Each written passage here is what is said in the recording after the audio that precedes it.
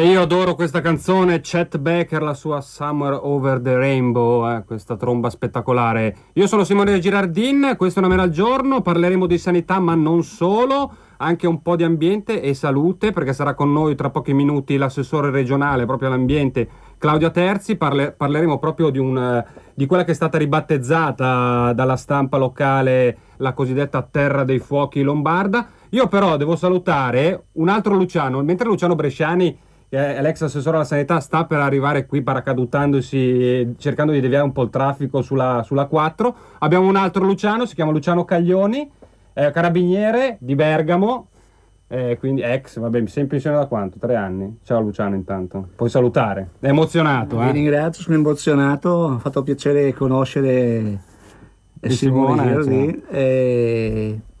Luciano, sai perché sei qua? Perché mi è venuta in mente una cosa, una delle mie idee strampalate, che però magari alla Claudia Terzi piace anche questa, forse, non lo so.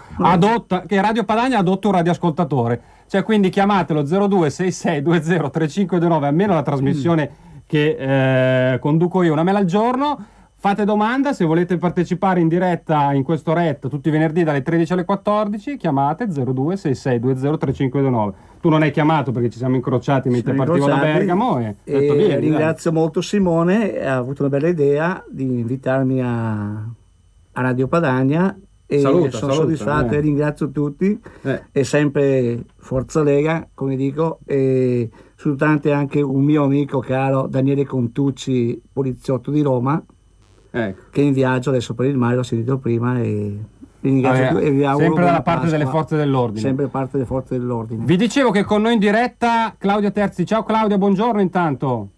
Ciao Simone, ciao Luciano, anche se non ci conosciamo, ma ci conosciamo via Radio Padania, ci conosciamo. Sì. Più volte ci siamo visti a Ponte Ranica, che abbiamo fatto la foto assieme. Allora ho capito, allora adesso inquadro, ragazzi, qua l'età avanza e non ce la si fa più. Mi permettete di associarmi al vostro saluto alle forze dell'ordine, a quelle che ci proteggono e che sistematicamente vengono insultate e non difese da questo Stato, soprattutto da questo governo? Certo, giusto, giustissimo. Claudia, proprio a proposito di forze dell'ordine, io so che in questi giorni sei alle prese anche, in questo caso, nelle vesti di consigliere comunale di opposizione nella tua città d'Almine, in una battaglia senza esclusione di colpi, come si dice, per cercare di non far arrivare 50 clandestini all'ex asilo San Filippo Neri, dove credo forse anche tu hai fatto magari l'asilo, Claudia, non lo so. Ma io l'ho fatto a Brembo, perché sai che Dalmine ha tante frazioni, non l'ho fatto in Dalmine Centro, ma è dove è andato mio nipote, quindi insomma la scuola è lì vicino. Sì, i primi 50 oserei dire, poiché l'ex asilo è appunto un ex asilo e quindi ha gli spazi che almeno teoricamente consentono di ospitare tante persone in più dei 50 previsti appunto e già annunciati clandestini. Ci stiamo battendo con le unghie e con i denti come Lega Nord, come gruppo consigliare, come sezione della Lega Nord, ma devo dire che abbiamo trovato il sostegno subito anche di tanti cittadini, che magari anche di quelli che dichiaratamente non votano, non sono vicini al nostro movimento, perché questa cosa, così come è stata gestita e già nel merito di suo, non trova veramente l'accordo e il favore della popolazione, che giustamente si chiede, così come fa il nostro segretario federale tutte le volte che va in televisione, perché prima di aiutare i nostri cittadini si decide di aiutare questa gente che non si sa chi sia, non si sa da dove venga, e solo in minima parte si rivela poi gente effettivamente sfuggita da situazioni che ovviamente non possono essere tollerate, che in quel caso ovviamente presuppongono un aiuto anche da parte nostra. Ma poiché questi non sono veramente profughi, poiché questi non sono veramente, nella maggior parte dei casi, gente che scappa da persecuzioni varie, ci si chiede perché allora il sindaco di Dalmine, Lorella Alessia, non preferisca aiutare le famiglie bergamasche, ma anche di immigrati, ma anche di qualsiasi cittadino regolare sul nostro territorio che ha bisogno in un periodo di crisi come questo. Certo. E allora gli avevamo chiesto, poi non ti rubo più altro tempo con questa discussione, Simone, prego. Gli avevamo comunicato che martedì avremmo fatto un sopralluogo anche alla presenza verosimilmente di Matteo Salvini in quanto europarlamentare, quindi legittimato ad entrare in qualsiasi edificio pubblico per verificarne il contenuto e tutto, e lei stamattina ci ha risposto dicendo che assolutamente non si può fare il sopralluogo e che il sopralluogo lo faremo se e quando decide lei, nel giorno e nell'ora in cui deciderà lei.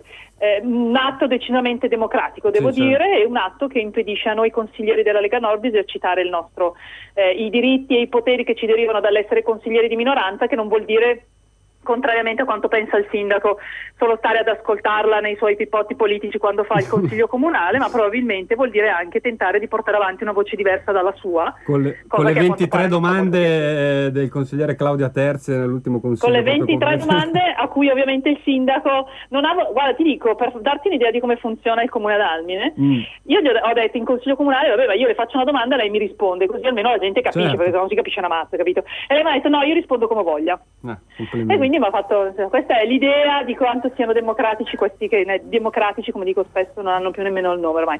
Comunque, a parte questa discussione, la nostra vabbè, non si abbassa la guardia, non gli indietreggiate di 1 millimetro, quindi siete lì. Assolutamente, anzi, ci stimola questo suo atteggiamento.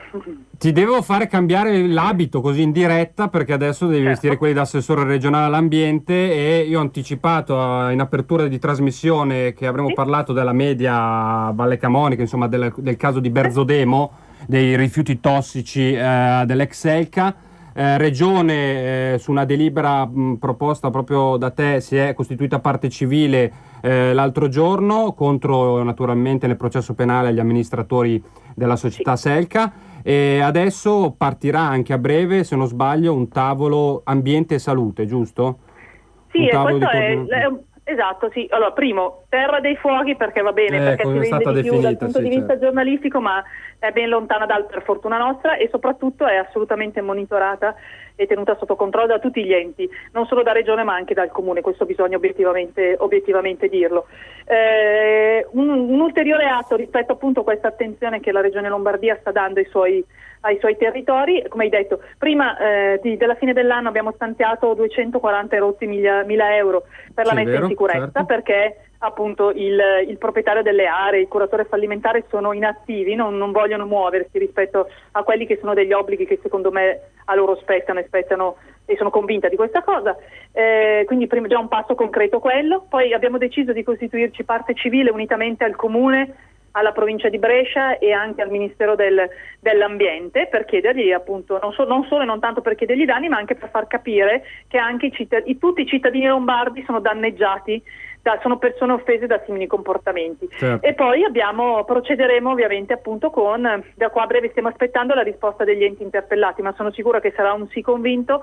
Io e l'assessore Mantovani abbiamo deciso di dare vita a questo tavolo salute e ambiente, perché vanno di pari passo, perché non sono assolutamente lontani, anzi, questi due argomenti, che appunto l'oggetto del tavolo sarà quello di mettere, l'intenzione è proprio quella di mettere tutti intorno allo stesso tavolo soggetti che hanno diverse competenze per questi casi, per fare in modo che appunto si faccia una programmazione concreta, seria di intervento, e si decida anche che tipo di interventi fare, anche sulla scorta delle disponibilità ovviamente che tutti noi abbiamo o delle nostre competenze. Vabbè, toccherà poi naturalmente alla Procura di Brescia, la prima udienza tra l'altro si terrà il 5 giugno proprio al Tribunale di Brescia, esatto, insomma stabilire se o meno sono colpevoli, certo, e gli amministratori. Sì, c'è il procedimento penale, quindi poi saremo ovviamente l'accusa è anche di traffico internazionale di rifiuti speciali pericolosi. Io mi chiedo però, Claudia, la mia è una domanda anche un po' provocatoria, tu te ne sei occupata, te lo chiedo da avvocato anche, visto che sei avvocato. Si è parlato insomma del curatore fallimentare che ha un tesoretto che però in questo momento non può spendere per la bonifica, si parla di circa 8 milioni, però si preso con le pinze naturalmente il costo della bonifica per quell'area, stiamo intorno ai poco meno di 40.000 tonnellate sepolte su quelle montagne. Mi chiedo, ma visto che la priorità sono i creditori su un fallimento societario, ma la salute dei cittadini non può essere il primo creditore, non è la priorità assoluta? Guarda, quello che ti dicevo prima, secondo me bisogna uscire da questa strana impasse giudiziaria in cui a quanto pare ci ha infilato il curatore fallimentare, perché non è possibile pensare, senza nulla togliere ovviamente ai diritti dei creditori che vanno tutelati, però se permettete bene i cittadini lombardi, ma il contribuente lombardo prima di tutto, il cittadino e il contribuente non può passare in secondo piano, ripeto, senza nulla togliere e senza voler per questo dire che i creditori non debbono essere soddisfatti. Devo dire però che in questo caso insomma c'è un'azienda che ha utilizzato il territorio se non anzi si potrebbe dire sfruttato, perché proprio in questo caso così l'ha utilizzato male, diciamo così, dolosamente e male, ed ha lasciato questo fattaccio da gestire a quello che è il comune, quindi ai cittadini e quindi ai contribuenti. Non si vede perché questi non possono avere invece un diritto in privilegiato rispetto ad altri creditori. Mi pare assolutamente doveroso. Ci batteremo di fianco al comune anche per fare in modo che questo principio venga sancito e riconosciuto, cioè che il curatore fallimentare sia obbligato, prima di procedere ad altri pagamenti, a porre in essere quegli atti necessari per la bonifica ed anche per rimborsare le spese sostenute da Regione per la messa in sicurezza, perché non è il caso che tutti i cittadini paghino qualcosa che invece dovrebbe fare un soggetto specificamente indicato anche dalla legge, che tra l'altro ha i soldi per farlo, quindi insomma. È vero. Io ringrazio allora Claudia Terzi e le faccio anche tanti auguri di buona Pasqua, la ringrazio per la disponibilità perché è sempre super indaffarata. Ti auguro buon appetito, forse magari adesso ti potrai sedere a tavola. Stavi cucinando, ecco, perfetto. Cosa mangi di buono? Diccelo, che noi non abbiamo ancora. Modestamente tortelli, ricotta e spinaci, ricordandomi che oggi è il venerdì santo. Luciano qua di fianco, perché adesso non parla più, si è zittito. Luciano Calvi mi dice, ma il coniglio?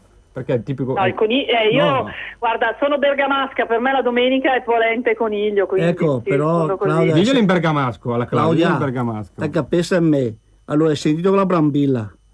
Sì. Cosa dice? Quanto? 2.000 euro di mutuo alla galera? Per il coniglio. Per il coniglio. Ti dico una cosa, ma non è bergamasca, mangia sempre il coniglio polente e basta. È salame. La domenica è dove a casa mia la domenica era doverosa. Anche polente a casa coniglio mia. Con il coniglio allevato dai nonni. Quindi. Bravo. Brava, quindi ciao. veramente condivido tante battaglie della Brambilla, ma questa non posso appoggiarla. Anch'io. Ciao Claudia, grazie e buona Pasqua. A tutti, tanti Ciao, grazie. Adesso ci ascoltiamo, visto che comunque la Claudia Terzi ha anche una battaglia da portare avanti, che è quella all'ex San Filippo Neri all'asilo, proprio sull'arrivo di 50 clandestini. Noi ascoltiamo una canzone che secondo me è spettacolare delle Zeppelin, che si chiama proprio Immigrant Song.